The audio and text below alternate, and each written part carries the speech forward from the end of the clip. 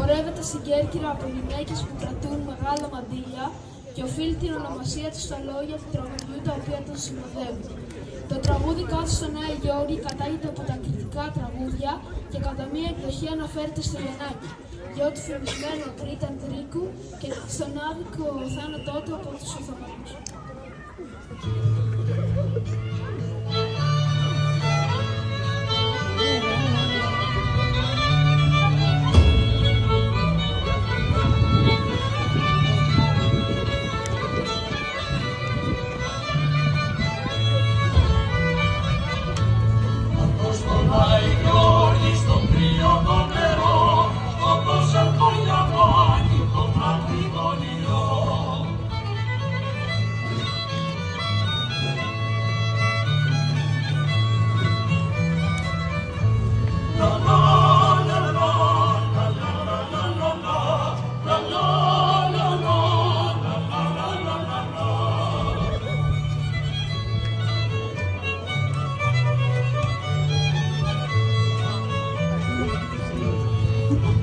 Let's go.